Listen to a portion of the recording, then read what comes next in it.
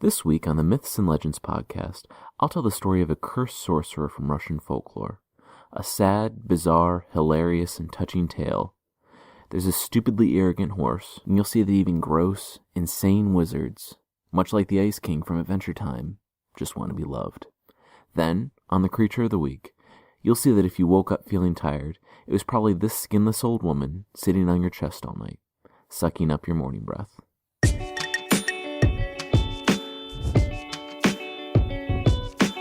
This is the Myths and Legends podcast, episode 5A, Tried and Died. This is a podcast where I tell the original tales behind legendary stories. Some are popular stories you think you know, but with surprising origins. Others are stories you probably haven't heard, but really should. This week, I'm telling the story of a magician from Russian folklore. His name is Koschei.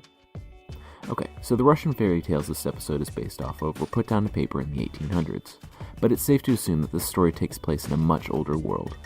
How much older is anyone's guess, though, because unlike the King Arthur tales, the Volsungs, or Mulan, they don't attempt to connect it to any historical people, places, or times. It's all some vaguely medieval, vaguely Eastern European or Russian setting.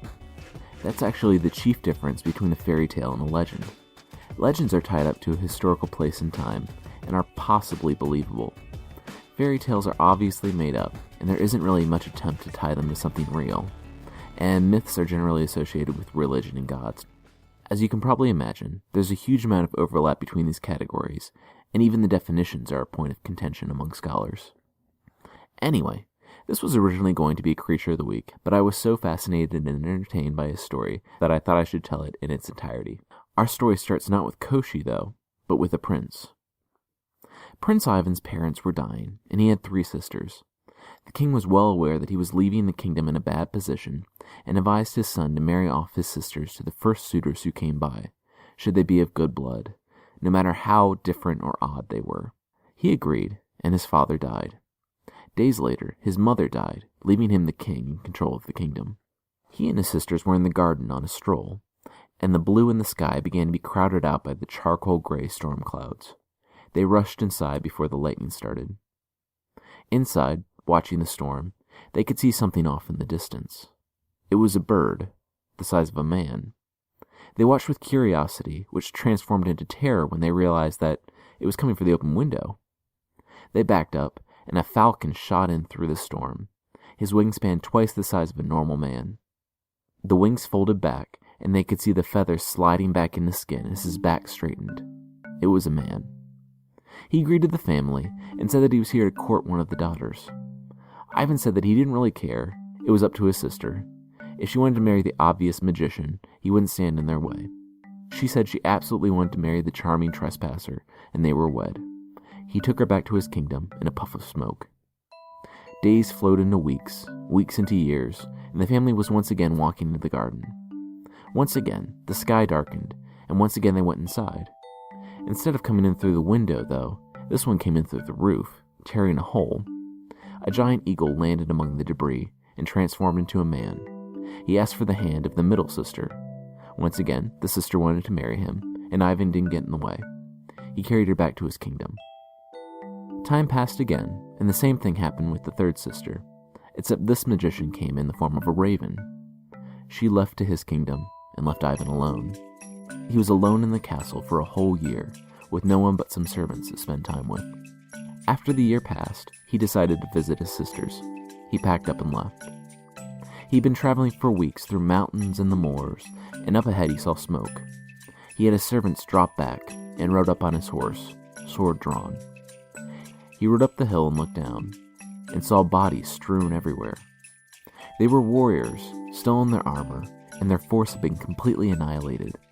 He rode around, looking at the men, and wondered aloud who had done this. He heard a cough, a name, and a groan from one of the men, then nothing else. The name was Maria Morevna. Ivan and his servants pressed on until they found a tent and an army encamped.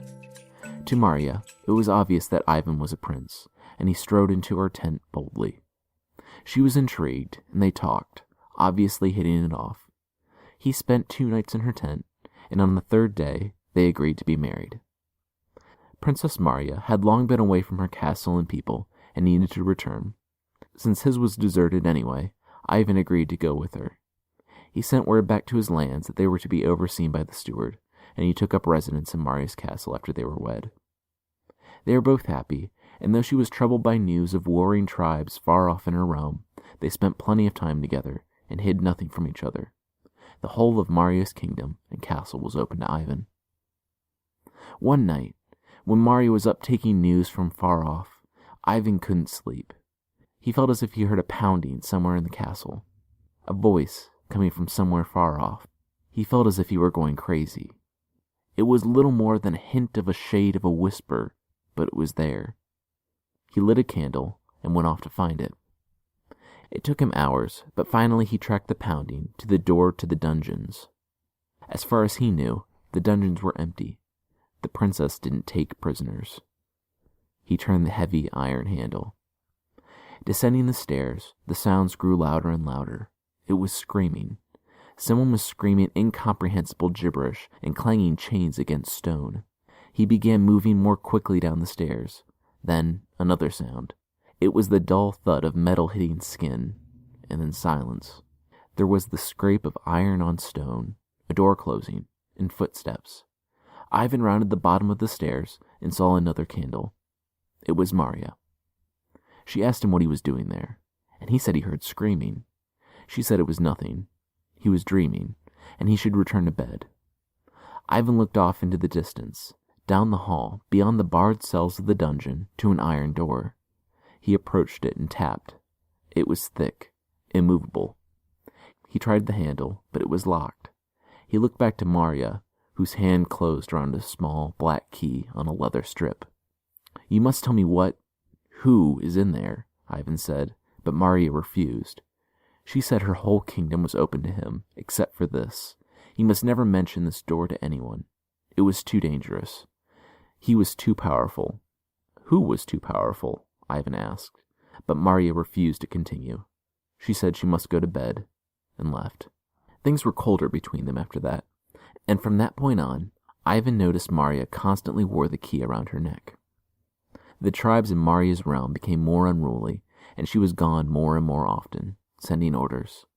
Ivan was almost as lonely in his wife's castle as he had been in his own, and he often found himself in the dungeon, sitting in front of that door, hearing chains rustle on the other side, the faintest sounds of words if he pressed his ear to it. He had to know what was inside. Finally, the tribes on the fringes of Maria's kingdom had united and were invading, so she decided that she must see to the problem personally. Ivan had his moment. In the past few days, he studied that key every chance he got, and the leather strip as well. He traveled to the market and found two that looked exactly like it. He waited and waited, watching for the moment she took it off. He found it in her clothes one time when she was bathing, and he switched the keys. That day, she left for the front. Ivan watched her march out from the parapet, and when she had dipped below the horizon, he sprinted to the dungeon. He knew every step now, every contour of the door, and he shoved the key in and turned it. The door took some coaxing, but eventually rust sprinkled off the hinges as he scraped the door against the stone floor. He didn't know what he expected to see, but it wasn't this. Inside, there was darkness, and he saw the light reflecting off two eyes. He heard someone whisper, "Help me." He walked in and saw an old man chained in the center of the room. His hands were strung up, pulled apart, and wrapped, chained to the ceiling. His feet chained to the floor, and there were chains around his neck, legs, torso, and arms, pulling him in every direction. 12 in all. The man, though, looked undeserving of such measures. He was so emaciated that Ivan could see the outlines of every bone. To quote Chuck Palahniuk in Fight Club, the man looked like a skeleton dipped in wax. Ivan looked up to the man's face and saw that he was trying to say something. His eyes, sunken and beady, looked around hungrily, and his skin was stretched so thin over his sharp cheekbones that Ivan could see his dry, cracked tongue move under his cheeks. He was trying to say something, but only breathing nothing came out. His frayed lips moved, and Ivan understood. He ran to grab the man some water. He ran to the well and pulled up a bucket, running back to the dungeon. The man was slumped over, chains taut, with wisps of gray hair shielding his face. Ivan gave him the bucket to drink from, and he drained it, but it was not enough. Ivan ran to get the second bucket, and the man drank that. Ivan ran to get the third, and he downed that as well. Ivan ran to get a fourth, and when he was at the door, he heard, "Wait." Ivan spun around and saw the man standing there, no longer held by his chains, but holding them. In an instant, the man flung his arms out and tore the chains link from link. All 12 rained down to the floor around him. 10 years, he said. 10 years she's kept him, without food or drink or rest. He's died 1,000 deaths. Now he would have the princess. He thanked the young prince and said for his kindness in freeing the old man, he would let him live. Unfortunately, the old man said, Ivan would sooner see his own ears than see Princess Marya again, apparently forgetting we live in a world where mirrors exist. Lightning began striking out from the man on the bare stone room. Smoke began swirling around him, and it consumed the whole room. Ivan was flung on his back, out into the hall, and in an instant, the room was calm. The man was gone. Ivan got his armor, the scantest amount of provisions, and his weapons, and jumped on his horse, spurring him to a gallop. The princess and her forces shouldn't have gotten far. It wasn't long before he was upon the destruction. Everyone was milling about a spot of torn-up ground and a horse lying dead. Apparently Marya had been riding at the head of her army when lightning struck. A whirlwind came out of the sky, blinding those nearby. When it cleared, she was gone. He barely waited for the soldier to finish before he galloped off. Ivan knew he had done something horrible. He should have listened to his wife, should have trusted her. To fight a magician, he needed magicians. He rode off in the direction of his sister's castles. He rode through the day and night and day until he came to the first castle. They greeted him warmly, and he consulted with his brother-in-law, the falcon magician. His countenance changed when he learned what happened.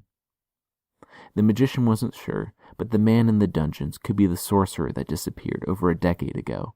He ruled a land far away. His name was Koschei, and he was extremely dangerous. When he found out that Ivan meant to confront him, he asked Ivan for a small item, something made of silver. Ivan rustled through his pack and found a small silver spoon, because even when royalty hastily packs their bags, even their camping equipment is made of pure silver. He stayed briefly and left for the next castle. At the next one, he was greeted warmly and explained what happened. He learned more about the sorcerer. He had an insanely fast, talking horse. He could cover kingdoms in hours, completely aside from his significant magical prowess. He also rides around naked, for some reason. He was definitely Koschei, but that was all the eagle magician knew. He also requested an item, also of silver. Ivan gave him a silver fork, bade them farewell, and left. Finally, he came to his youngest sister's castle. Here he learned what he needed to know. The man was known as Koschei the Deathless, because he simply could not die. He had been the same age for decades and decades. More importantly, the Raven magician knew where he was. The kingdom had been abandoned for a decade, but if Ivan was going to find Marya, she would be there. On his way out, his brother-in-law asked him for a silver item. He insisted on it. Ivan reluctantly parted with his silver snuff box and left. Meanwhile, in Koschei's castle, Princess Marya sat in her room. The last time she had only heard of Koschei's exploits, of him taking young women and keeping them captive. She hadn't been a victim. A friend of hers had been taken a decade ago, and so Marya roused her army, rode to his castle, and captured the wizard. Now that she had been, she could see that it was not horrible. Sure, there was a thick layer of dust on everything, and her captor was an evil, almost skeletal monster, but he didn't harm her in any way. In fact, she had her own space and could do as she liked. Except if she wanted to leave, she definitely could not leave. Now, seeing Koschei the Deathless up close, she saw a duality within him. Something powerful and dangerous, a demonic unpredictability and madness that the world knew, but also something quiet and human. A person who would bubble up to the surface occasionally and fill the mad eyes with a deep sadness, and longing for human connection. In those flickers of humanity, she almost felt sorry for him. Almost. Maria was a warrior princess. Kings bowed to her. She would not die in obscurity, another maiden plaything taken by Koschei. She would get out of here and be the death of him. This aggression would not stand, man. Every day she played the part, but secretly looked for escape or some advantage she could use over him. Meanwhile, Ivan rode, provisioned, along the road. He slept on the ground and rode for days until he came to the border of Koschei's lands. He crossed in, and everything was wild and overgrown. It had been a decade since the ruler set foot in it, yet no one had dared to try and take it. Everyone knew he wasn't gone for good. He was Koschei the Deathless, after all. He rode up to a castle and saw no watchman or any manner of guard, and rode straight up. He entered. The weight of the door carried it, and gray light from the outside illuminated a carpet of dust and cobwebs. He heard footsteps, and before he could draw his sword, she was there. It was Maria, and when she saw him, she embraced him, then swatted at his armor for allowing Koschei to escape. He said, "You know what? Let's not spend any time trying to figure out who let the deathless sorcerer out of his prison, and let's go." Apparently Koschei was out hunting, so Maria jumped on the back of Ivan's horse, and they rode off. Hours later, Koschei was trotting up, naked on his horse. Yeah, he actually did ride around naked. If you're wondering why he does that, why his horse can talk, and why the brothers-in-law can turn into birds, well, so am I. The official sources on all these things are contradictory on a lot of points, so it seems a lot to ask to get a consistent story, let alone have that story make sense. Anyway, the horse drops to his knees. Koschei strokes his mane and asks if he's ill. The horse says, "No, use your eyes. Your door is open. Also, the scent of some Russian man is all over the road, along with Maria." Ivan came and rescued his wife. Koschei gasped and asked if it was possible to catch them. The horse then replies in the first of several ridiculously cocky statements about himself. The horse says he's so fast that they could sow wheat in a field, reap it, thresh it, grind it into flour, make 5 pies out of it, eat those pies, and then start, and still catch them before they're out of his realm. Koschei says, "Okay, yeah, I get it. You're fast. Let's just go." And they speed off. In no time, they catch the pair. Koschei uses his magic to freeze them in place and plucks Maria off the horse. He looks down at the helpless Ivan, the breath from long rotted teeth wafting in the prince's face. His hand goes to his sword, and he pauses. He smiles and says that because Ivan was so gracious in letting him out, he gets a pass this time. And you know what? He understands Ivan's going to want to try to rescue her again, and if he does, Koschei will forgive him again.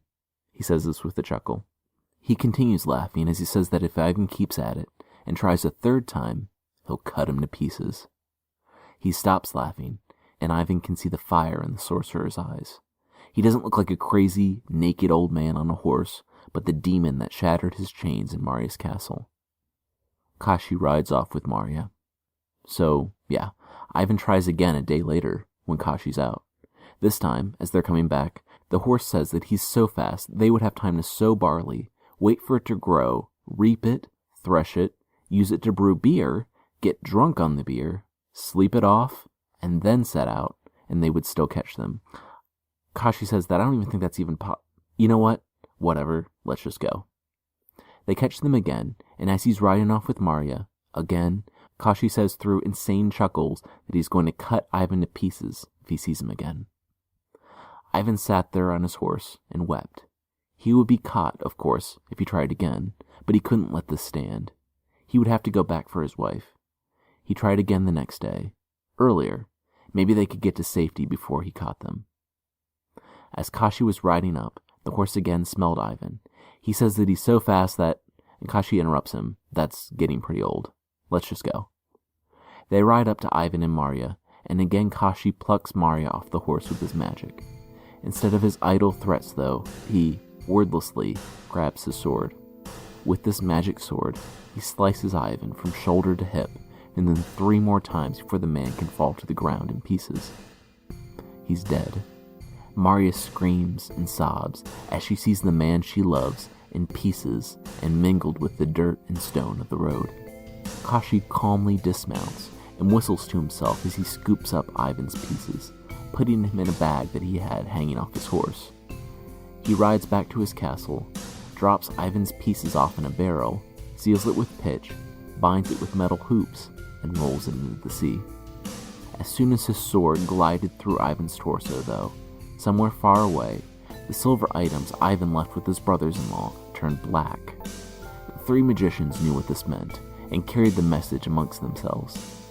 Days later, they met in the highest tower of one of the castles. They all transformed into their bird forms and took off for the sea. The eagle, using the silver, found the barrel and caught it with his talons. The other two had the water of life and the water of death. They popped open the barrel and found the stinking remains of Prince Ivan.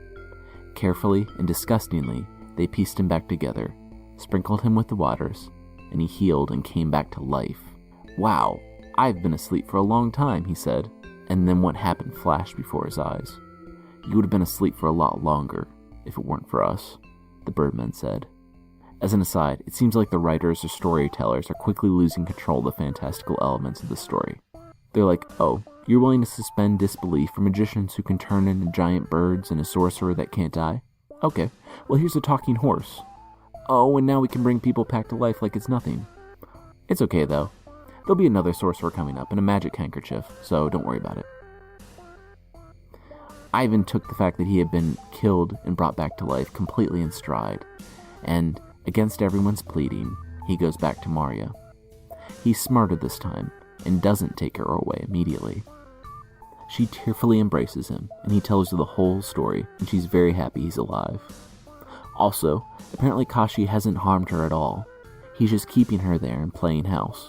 I mean, if she weren't being held there against her will by a decrepit, evil sorcerer who just killed her husband, well, it would almost be pleasant.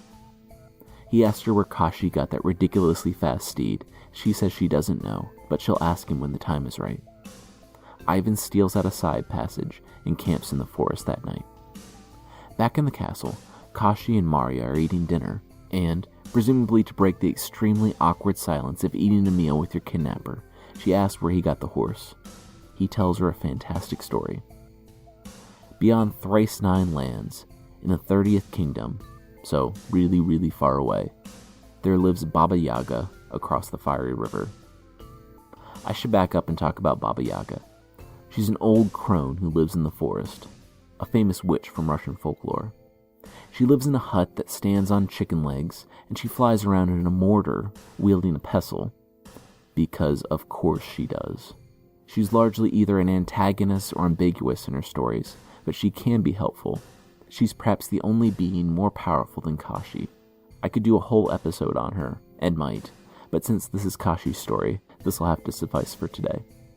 Anyway, Baba Yaga had Koschei watch her horses, and since he didn't lose one, she gave him a baby horse, which grew up into his steed, which he apparently rides around on naked. "But how'd you get over the river of fire?" Maria asks, and he smiles. I don't know if he's just excited that they're bonding or what, but he pulls out a handkerchief, saying that if he waves it 3 times with his right hand, a bridge will spring up. And, you know what? Why don't you hold on to it, he says to Maria, and gives it to her. The next day, she tells Ivan and gives him the handkerchief. He sets off for the 30th kingdom. It takes him weeks to traverse the lands, staying anonymously in inns in the civilized parts, and camping out under the stars, in caves, and in forests when he couldn't find any lodging. Through rain, snow, bogs, and moors, he came at last to the fiery river. He waved the handkerchief 3 times, and a massive earthen bridge shot out of the ground in front of him, arced, and landed on the other side of the river. Ivan crossed, and as soon as he stepped foot on the bank, the bridge crumbled into dirt. He traveled for several days in this new, wild land, completely running out of provisions. He came to a chicken's nest, and he was about to eat the eggs when the chicken begged him, because chickens can apparently talk here, not to eat her children. She'll do a good turn by him, she promises. Since it's very different to eat scrambled eggs when the mother's pleading with you, he relents and goes on. He finds some bees, and as he's about to reach his hand in and take the honey, since that's apparently no big deal to him, the queen bee begs that he not, and he agrees, though he's still starving. He finds some lion cubs, and as he's about to run them through with his blade and eat them, the mom comes and once again pleads with him instead of mauling him. He sighs and says, "Yes, okay, I won't eat your children," and continues on. In a marsh, he's about to collapse into the mud from starvation when he sees Baba Yaga's house. It's a hut atop chicken legs, and around it are 12 pikes. 11 of the pikes have a human head on them, but the 12th is empty. A wizened face pops out of the doorway. "Hi, Granny," Ivan actually says according to the original story, possibly out of delirium, because I wouldn't address a powerful witch as such. "Hail, Prince Ivan," she says, and asks why he's here. He says he wants one of her famous horses, and will do anything for it. She says great, he'll have to work for her watching her horses for 3 days. "Okay, this seems reasonable enough," he says. "What'll I need to do?" "Oh, just keep the horses in one place? How hard can that be? They're only magical talking horses that are really fast." She says that if he doesn't, he shouldn't be offended if she takes his head and sticks it on a pike. Really, with all due respect, she's just going to murder him and stick his head on a pike. He agrees to it and camps out that night. In the morning, he leads the horses out to a field where they graze, and they immediately bolt in every direction. His jaw drops and the color drains from his face. He chases after them, but they're too fast. He sits down and weeps, exhausted after his long trip. Sleep takes him. He wakes up, and all the horses are there. Baba Yaga is stomping out of the forest, fuming. Why didn't they run off? She asks the horses, and the horses say that they tried, but they were attacked on all sides by chickens unless they returned to the field. Yes, the horses learn what anyone who's ever played the Legend of Zelda games has learned. Nothing is more relentless than angry chickens in groups. The horses say that the chickens were threatening to peck the horses' eyes out and were really just rude and mean, and they don't want to talk about it. The chickens did this to repay Ivan for not eating the egg on his trip in. Baba Yaga quietly tells them to go into the forest next time, smiles at Ivan, and they take the horses back to the stables. The next day the same thing happens, but lions chase them back, for the same reason that the chickens did. On the third day, they take off yet again, but bees attack and drive them back. As this is happening, one of the bees tells Ivan that he overheard that Baba Yaga is going to betray the man and kill him anyway, to keep from parting with one of her horses. He says that there's a sorry little colt that rolls in the mud, and if Ivan steals it in the dead of night, he can probably make it to the river of fire before Baba Yaga wakes. That evening, Baba Yaga is exceedingly pleasant. She says that she will happily give him the horse, but he should really wait until the morning, as it's dangerous to ride in darkness through the wilderness. He sees exactly what's going on, and camps out by the stables. In the dead of night, after he can see the lights go out in Baba Yaga's hut, he finds the blue colt and steals off. It's dark and dangerous, but no more dangerous than staying near the witch's hut. He spurs the horse on, and he goes as fast as he's ever gone in his life. The sun moves over the horizon, and Baba Yaga's eyes open. She first sees the empty pike out front, and smiles when she remembers Ivan's fate, but then she sees that his camp is gone, and that one of her colts is gone. She screams in rage, mounts a horse, and rides off after him. Ivan had been riding all night, but the horse he stole was the least of Baba Yaga's horses, and so she was able to catch up with him just as he was getting to the fiery river. He sees her and screams for his horse to go. He waves the handkerchief, and the bridge can barely form fast enough for his horse to gallop over it. He looks back as he's almost to the other side, and sees that Baba Yaga has closed the gap, and wasn't more than 20 feet behind him. His foot touches the ground, though, and the bridge turns to loose dirt beneath her feet. She tumbles down into the fire, and her shrieks quickly die out. Ivan had to imagine she was dead, though he himself had been dead only a few weeks ago, so that might not be the last of Baba Yaga. Still, she wasn't chasing him anymore, so net gain. Even better, he found that the blue colt, now outside of Baba Yaga's realm, stood taller and began to look less sickly. As he rode on and grazed on this grass, he started looking better and better, until he surpassed any steed Ivan had seen with Baba Yaga. He rode for Koschei's castle. Koschei is apparently always out hunting for food during the day, because Ivan found Maria alone. At first, Maria was resistant. He's just going to slice Ivan to pieces again, but then she saw his horse and heard about Baba Yaga. They would be able to outrun him. They took off. Koschei returned with his horse, who kneeled down and smelled the ground. This again? All right, Koschei said to his horse. What ridiculous thing are you going to say now? His horse said, Well, I can't catch them. What? Said Koschei. Yeah, the horse he's on smells like one from Baba Yaga. Smells fast, too, though I have no idea how that works. The gaping loneliness of Koschei's solitude stood before him in the form of the door to his dank, dusty castle. He had to give chase. His horse complied, and they went after Ivan. Koschei and his horse looked ahead across the moors, and they could see Ivan and Marya. Koschei pressed his horse harder, and spit flew from the beast's mouth. Little could be heard over the hooves and the horse hungrily sucking at air. Then they were gaining quickly. It was as if Ivan and Marya had stopped. Koschei smiled. They had stopped. Their horse must have become weary and refused to go on. He slid his sword out and approached, slowing down to a trot. They didn't turn around, though, but remained sitting on the horse, staring into the distance. The horse towered over Koschei's, and the old sorcerer dismounted and thought he would need to take it for his own as he walked up. He wouldn't have the chance, though. The horse's back hoof came up and buried itself in Koschei's face with a powerful kick. It sent the wiry old man sprawling backwards, unconscious. Ivan leapt off his horse and unhooked a club he apparently had with him the whole time. He would waste no time. He ran up to Koschei just as the man was regaining consciousness. Koschei made to swipe upward with the sword he had in his hand, but Ivan was faster. He stepped on Koschei's wrist, pinning it to the ground. He spent the next few minutes using his club to turn Koschei the Deathless into a dented carpet of flesh that almost resembled a corpse. No one could come back from that, they thought, but they wanted to be sure. Ivan hadn't finished with Koschei yet before Marya had a fire ready. She found dry wood in the surrounding wilderness and got it hot.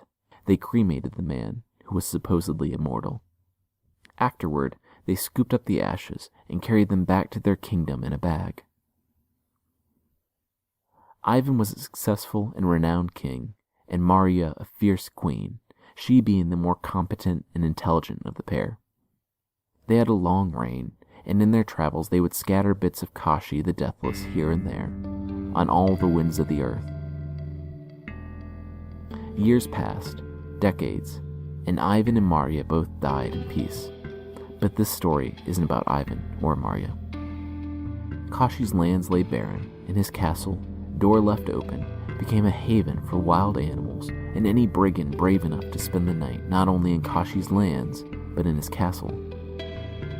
The world, though, is a small place. The wind that blows in a far-off land will eventually travel to this one, bearing all manner of things. Leaves, snow, dust, even ash. The same magic that cursed Koschei to his extended life was drawing the pieces of him back together, assembling him in the high tower. Gradually, anyone brave enough to stay the night at Koschei's castle began to hear something coming from the tall tower, and on clear nights, you could see the faintest flicker of a light. Some would say that on the winds you could hear screaming and laughter and sobbing and curses coming from the horrible place. Next week, we'll finish up the story of Koschei the Deathless, and you'll see that if Voldemort had one of his Horcruxes hidden the way Koschei's is, well, the Harry Potter series would have ended very differently. Now for the obligatory, if you've enjoyed the show, please rate or review it on iTunes. Want to have your phone automatically download my sometimes crackly baritone voice every Tuesday night? Just hit subscribe in iTunes. Links are in the show notes. Also, I want to thank Slay and Signy and Maybe Soon for the reviews.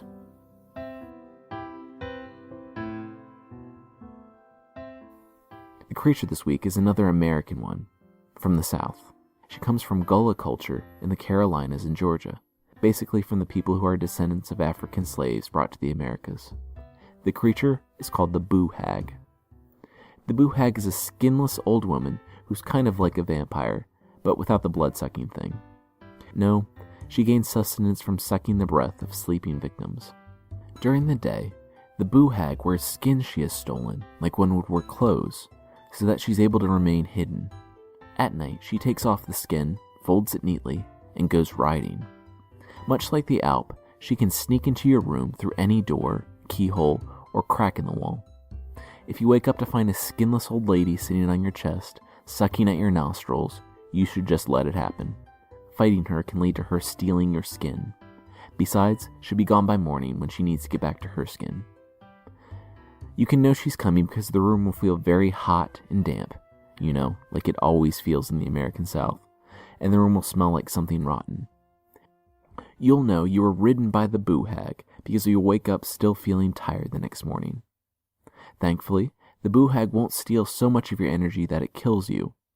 Why kill you when she can just keep coming back? She apparently shares another trait with the vampire, though: extreme compulsions to count everything. If you want her to stay away, just put a broomstick by your bed, and she'll feel a compulsion to count the individual straws, or a strainer, and she'll feel the need to count the holes. If you leave enough of them, she'll be so busy counting that by the morning she won't have gotten to you, and will need to return to her skin. This legend has led to a phrase in the Carolinas and Georgia where, to wish someone a good night, you'll say, "Don't let the Boo Hag ride ya."